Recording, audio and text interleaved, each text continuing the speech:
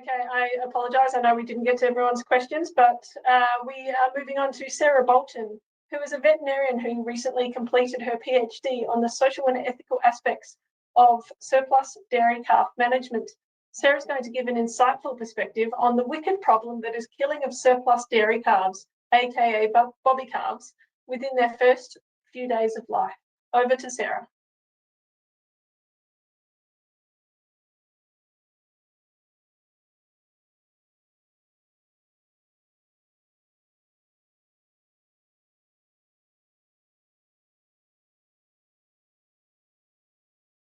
So thanks so much for the opportunity to be here today giving this presentation. The title is Ethics versus Economics, Early Life Killing of Surplus Calves and the Wicked Problem it Presents. So today I'm going to be presenting some of the data from my PhD, which was recently completed through the University of Melbourne Veterinary School. And I would, of course, like to begin by acknowledging the traditional custodians of the land on which I live and work, the Gunai-Kurnai, Tongranong, Wairau and Yaitmatun people, and of course pay respects to their elders past and present. And I'd also really like to draw attention to the fact that in partaking in today's discussion, we really are paying homage to the ancient First Nations tradition of storytelling and knowledge sharing, and in particular, the deep knowledge of and connection to land and animals held by First Nations cultures. And so the topic of my presentation today is surplus dairy calves. And I guess for those that are unfamiliar with the terminology, essentially to produce milk, most dairy cows will give birth to a calf once per year. Anywhere between 20 to 50% of those calves born will be what we call replacement heifers, in that they're female calves destined to become future milking cows. The calves that aren't intended to become future milking cows are what we often refer to as the surplus or non-replacement calves. Now, depending where you are in the world and the operating environment at the time, surplus calves can be managed through a variety of different pathways. So they can be raised for beef, and in Australia, that's usually an approximately 2-year-old animal when they go to slaughter as a beef animal. They can also be raised for veal, which is a younger animal, typically between 6 and 12 months of age. This is a far less common pathway in Australia, but more common in places such as Europe. And then the third high-level option for these animals is what we broadly refer to as early life killing. Now, that can involve going to an abattoir after being transported as a 5+ day old bobby calf here in Australia. So those animals are typically slaughtered for human consumption anywhere between 5 and 7 to 10 days of age, but 5 is the minimum legal age in Australia. And the other pathway is what is sometimes referred to as at-birth euthanasia in industry literature, but essentially involves humanely killing the calf at birth on farm. And I'll highlight that the term euthanasia here is perhaps a little controversial in that the definition of euthanasia involves ending suffering by humane killing, and arguably many of these calves in the first few hours of life are yet to experience any suffering. So I guess the terms at-birth euthanasia / at-birth killing may be used interchangeably, but recognising the issues with the terminology euthanasia. So from an Australian perspective, the percentage of animals that are managed through each of these pathways varies very much by region. So we have industry data here showing the national proportions of animals through each pathway on the left, and split up by region, the regions defined by Dairy Australia to the right of that. So if we look solely at the national data, we can see that just over 40% of calves born in the 2022 financial year were expected to be raised as replacement heifers.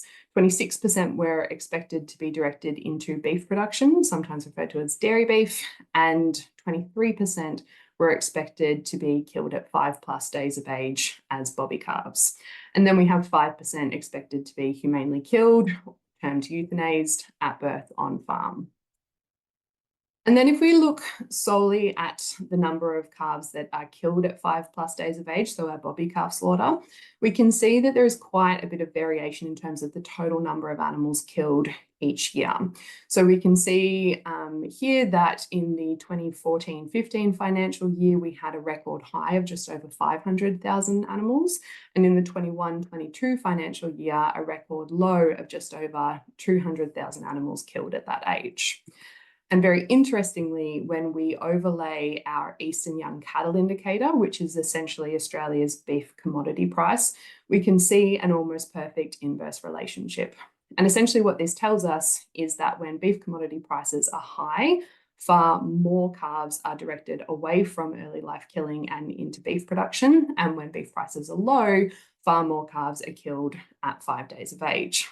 And essentially what this means is that dairy farmers are making decisions as to whether or not a surplus calf is raised for beef or killed in the first days of life, according to what the beef commodity price is doing at the time that the calf is born. Now, of course, if that calf is raised for beef, 2 years later, the commodity price can be very different, which can have a significant impact on whether or not rearing that animal for beef is economically viable. And so recognizing that early life killing of these calves can have significant impacts when it comes to social acceptability of practices, we see across a lot of literature that many people find the practice of early life killing to be very much out of step with their core values.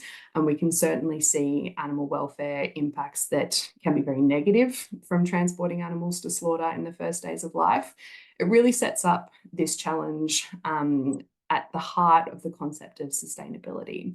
And often when we think about sustainability, we tend to think mainly about environmental impact. But if we're talking about the sustainability of a particular industry or a particular practice, then of course it's not just about environmental impact. It is equally about the economic viability of that particular industry or practice, as well as the social acceptability. And the management of surplus calves, and whether we manage them through early life killing or through directing them through other pathways, really sits at that intersection of economic viability and social acceptability. And it brings into question this idea of complex or wicked problems. And the term wicked problems, or the concept of wicked problems, was actually first put forward by a couple of urban planners back in the 70s, Rittel and Weber, who set out the concept of wicked problems and described several features. And there are a handful of those features that relate quite neatly to the surplus calf challenge.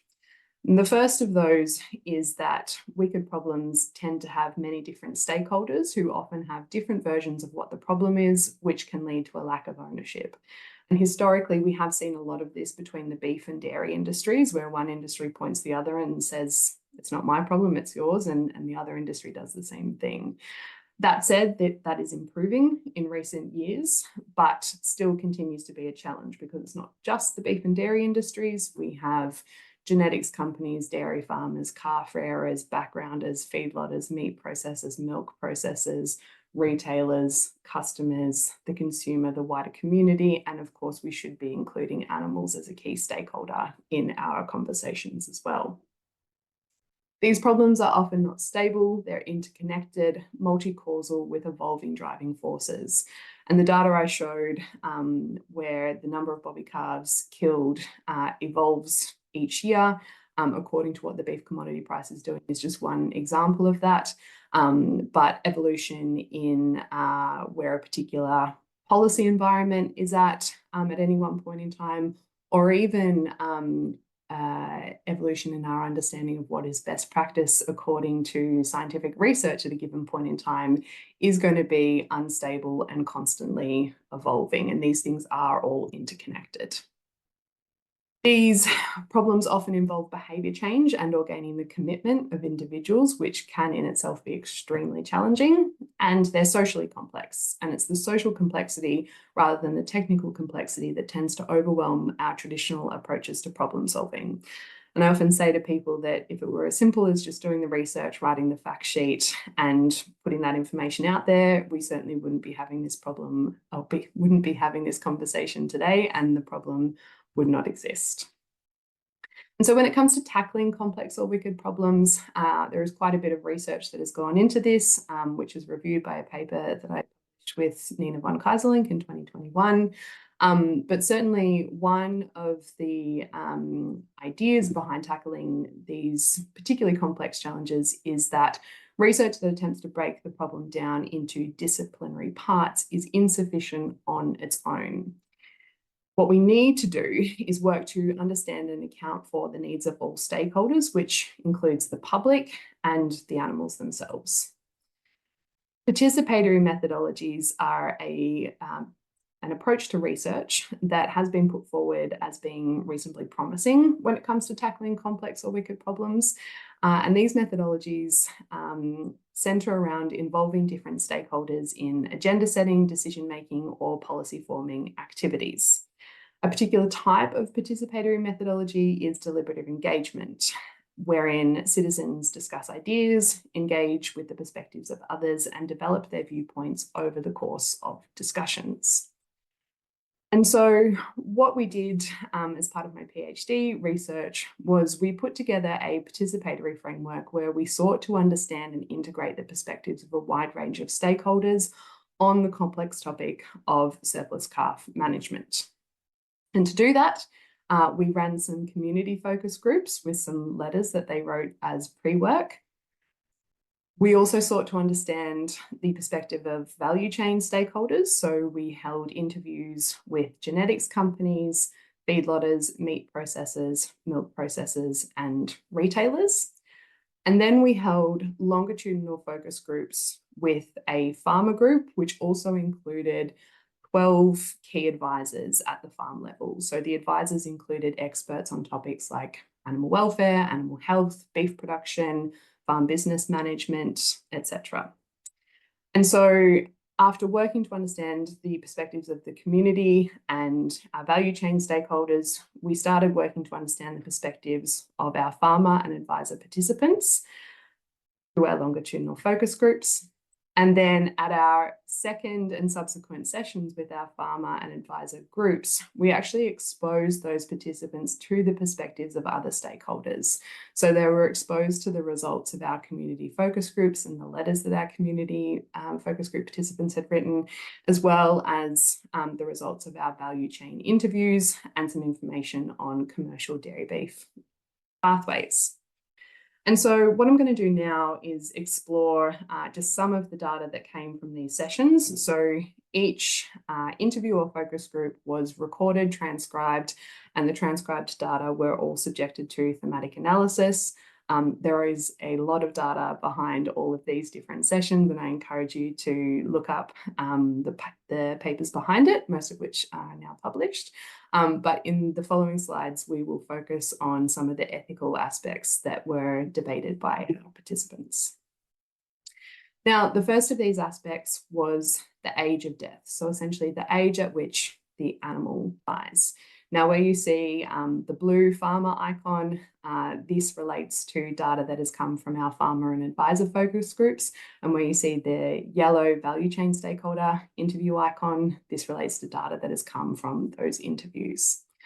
So in terms of age of death, we saw some of our value chain interview participants describe their own personal conflict when it came to the concept of whether or not these animals are killed in the first days of life. So this quote reads, "I increasingly can't come to terms with the early age euthanasia of calves just because they're not going to be reared. I personally just keep reconsidering that, and I just don't find it acceptable in the long term." So highlighting that even people within the industry can have ethical concerns with how these animals are managed. And here an interesting question posed by one of our farmer focus group participants. It is the same end result. It is just, when does death become acceptable? Is it 7 days, 12 weeks, or a year? And this value chain stakeholder has put forward that the question is, would it pass the pub test? If I think the bobby calves have been grown out for beef and there's a story behind it, and it's not that they're being euthanized on farm or sent straight to slaughter, then I think it's a nice story. And indeed, this sentiment tends to align with other literature that's been published around public attitudes to how we manage these animals, with most of the data indicating that public acceptance is usually highest if the animals are diverted away from early life killing and into higher value beef pathways. From a community focus group perspective, and you'll see that icon here relating to those data, on the topic of early life killing, this participant exemplifies many attitudes by saying, "I was absolutely horrified about it." We also tend to see low awareness of these practices amongst citizens. So this quote reads, "I'm just oblivious in my own little world. The male, the little calves, I didn't realize that they killed them." But an interesting ethical question posed by this participant, so we're bothered by the fact that it's a baby calf, but not bothered by the fact that we would be killing the cow when it's older. Now, other research has shown that the concept of value really does come into acceptance at older ages versus younger ages, with many public research group participants suggesting that the idea of killing the animal in the first days tends to indicate that perhaps it is actually a waste product and therefore they're less likely to accept those practices. Another interesting debate within the data was the comparison between the two options within the early life killing umbrella, which were either killing at birth versus bobby calf slaughter at 5 days of age at an abattoir. So from our value chain stakeholders here, this person suggests that I think it's easier to make the concept palatable if there's a purpose in the death. So a 5-day-old calf going to become a foodstuff is an easier sell than a calf that just goes into a hole in the ground. And this person has suggested that they think we've actually got it right if we're going to continue with the belief that an appropriate, welfare-friendly, sustainable practice is early destruction of male calves to go into the meat industry. And the industry seems comfortable with that. It's whether we can perpetrate that belief into the wider community. But this participant suggests that some people may have the view that humanely euthanizing on farm is actually kinder to the calf. And if we take ethics and values away from this conversation, if we are humanely killing a calf in the correct manner at birth on farm within a few hours of birth, arguably there is minimal welfare compromise suffered by that animal. However, when we do raise these animals to 5 days of age, transport them, and then they go through lairage and then are slaughtered at an abattoir, there is a significant amount of data that shows that significant welfare compromise can be experienced by those animals in that particular management. From our farmer focus group participant, this person highlights that they've been getting $15 for a bobby calf, and it's going to cost them $2.50 for the National Vendor Declaration, $4.50 for the NLIS tag to put in its ear, $12.20 to feed the calf for a week, and then you're paying someone $28.50 to feed it, and then you get $15 for the calf when they sell it to the abattoir. So they've said it's not worth it.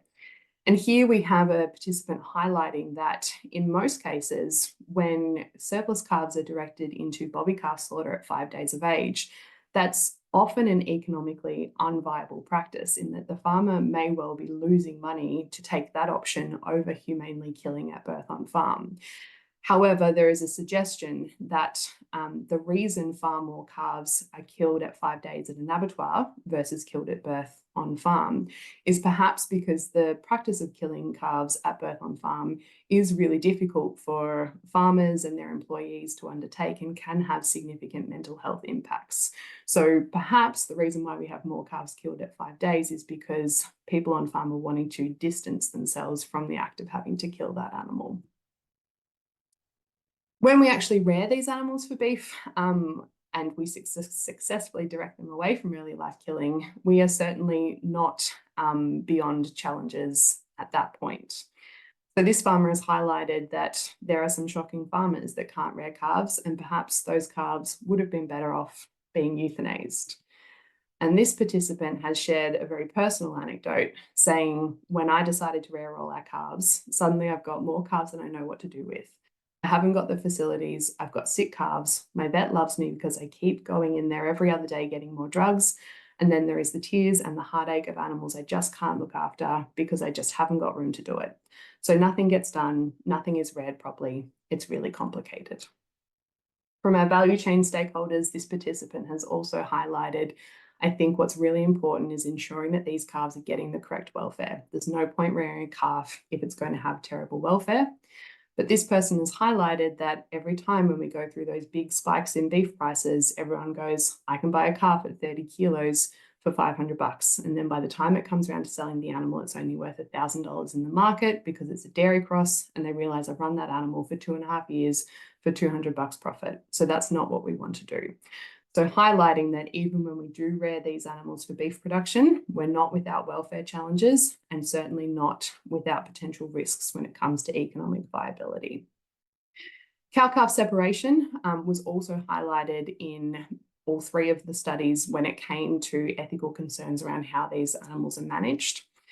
So this participant has said, I hadn't honestly ever thought about it, never thought about the aspect of tearing calves away from mothers. And so we do tend to see low awareness of this practice in other studies. I couldn't imagine being separated from one of my children in the first 24 hours. Even though they're an animal, they are still a mum, and I don't agree they would forget, because I don't believe we forget who we are connected with. So again, consistent with other literature, we tend to see widespread rejection of the practice of cow-calf separation amongst the public, highlighting another aspect of the management of surplus calves that can come with particular challenges in terms of ethics. And this participant has questioned, how is it better for the animals? Or is it just because once they take the calf away, the cow is producing more milk and it makes the dairy more productive? In terms of our value chain participants, I think if you're a member of the general public and you see these baby cows being transported, lots of people will see them, baby calves without their mums being taken on this scary journey. This person has defended the practice, saying it's actually in the calf's best interest to be removed from the cow within 12 hours so we can make sure that the calf gets colostrum, and then separation also limits the number of bugs that the calves are exposed to. So we actually need to educate the public about why we do take calves off cows. This was prior to exposure to the community perspective in the participatory framework, but following exposure to the community perspective in the participatory framework, another participant has suggested that they actually know of a small business selling ethically produced milk and keeping calves on cows. Their biggest clientele is people who went away from milk because of those ethical reasons. So it has brought people back to drinking milk. It might be upsetting most of the dairy industry, but they have tapped into a niche market opportunity. Is it just about, rather than fight the beast, is the answer we must meet the market demand and just stop fighting the beast? Now, in thinking about aspects of how these animals are managed that can present particular challenges along with cow-calf separation, we designed a study looking at, in the event that we do direct calves away from early life killing, what aspects of their management may align or fail to align with public values. And so we wanted to look at two factors, which were presence or absence of an industry commitment to ending the practice of early life killing, and whether the animals were managed through intensive, so feedlot, or extensive, being grass-based production systems. So we had a representative survey of the Australian public where they were given a vignette explaining the management of surplus calves. And we had 1,000 participants, and the sample size was representative for region, age, gender, and urban versus rural. So the management of surplus calves was explained to all participants. And then in the second slide, they were divided randomly into one of 4 treatments. Each treatment described either presence or absence of an industry commitment to ending early life slaughter, and the animals being managed through either pasture or feedlot production systems. And so if we look at the results, what was particularly interesting is that presence or absence of an industry commitment to ending early life slaughter did not have a significant impact on participants' attitude towards their or approval of the life led by the animals. However, presence or absence of access to pasture, so whether the animals were managed in a feedlot or finished through a pastured system, did have a significant impact. So given that we're in an environment where now approximately 50% of Australia's beef is finished through feedlot systems, if we're directing calves away from early life slaughter and into beef production, we also need to be mindful of public attitudes towards the ways in which these animals are raised. So in terms of the road ahead, we see from our community participants here almost a description of guilt fatigue, in that there's a description of being desensitized. Everything is bad. Everyone is out for money. The dairy industry is just one of many doing bad things. To me, it's just another thing in life that is so complicated, and sometimes you want to ignore it, which is a terrible thing. And essentially a cognitive dissonance coping strategy here, which is, we know a lot of what goes on behind the scenes. And I know for me, I do block it out and I just buy the product. But this participant suggests that I'm sort of rethinking, why do I consume so much dairy? It might be easier to go, oh, well, I like the taste of oat milk, I'll just do that. Because now I hear more bad things about the dairy industry. Learning about early life killing of surplus calves might be the final push to not consume it anymore, or consume a lot less of it. From our farmer participants, the road ahead is really exemplified by this participant, who has highlighted that any outcome has to have a whole system approach and can't focus on just the bobby calf issue. It has to acknowledge the interdependence of what is going on. And from our value chain stakeholders, we need to ultimately try and decide what's the best solution that's going to find fitness for purpose in every animal that we produce. And from our whole food production sustainability perspective, we've got these cows producing milk. If a high proportion of them are also producing beef from a calf, we're reducing our environmental footprint collectively as well. So in conclusion, the management of these calves is a highly complex, wicked problem that requires balancing social or ethical, economic and environmental factors. Citizens' core values play an influential role in their relationship with dairy, and highlighting several practices that fail to align with these values. Sustainable change will, however, require long-term sustained dialogues that can facilitate collaboration, leadership, and integrate the needs of all stakeholders. And with that, I'd like to thank the funders of this work and invite any questions.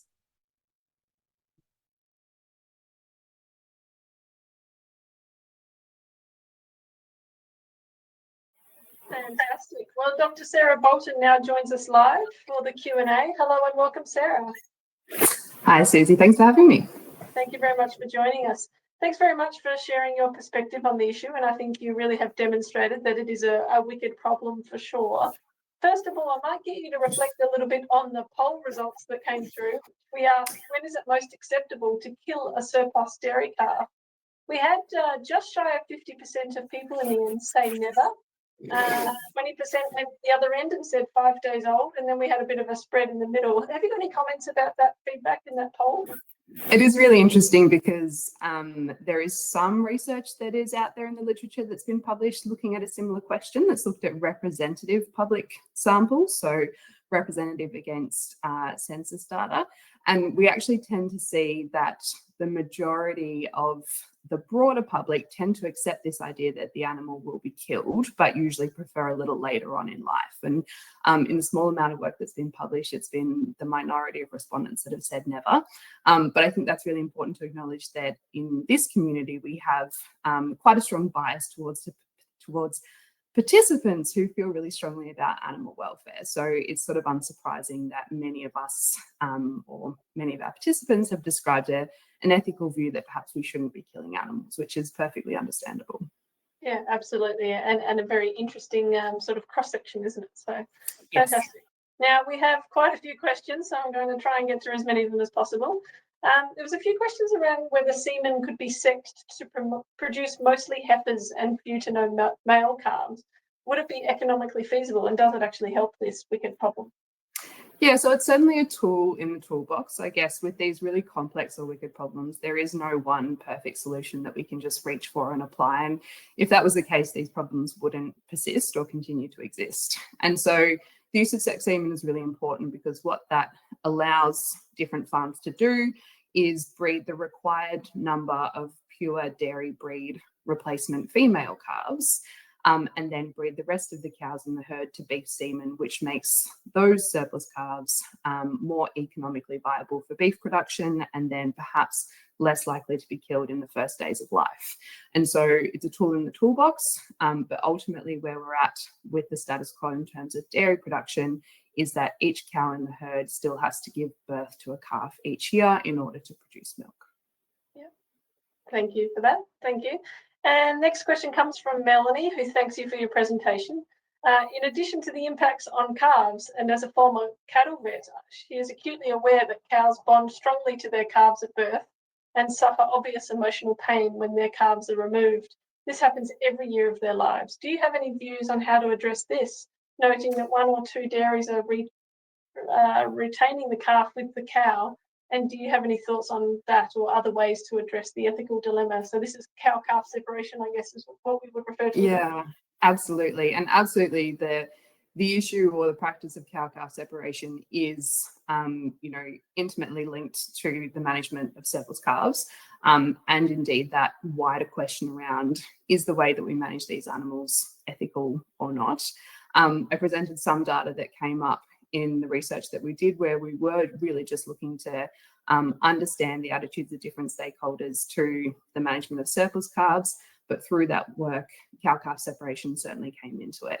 And this person has quite rightly referred to the fact that there are dairy systems that are starting to become increasingly popular, especially in Europe, that are often referred to as cow-calf contact systems, where the cow and the calf stay together for a much longer period of time than what is typical on most farms, certainly in Australia.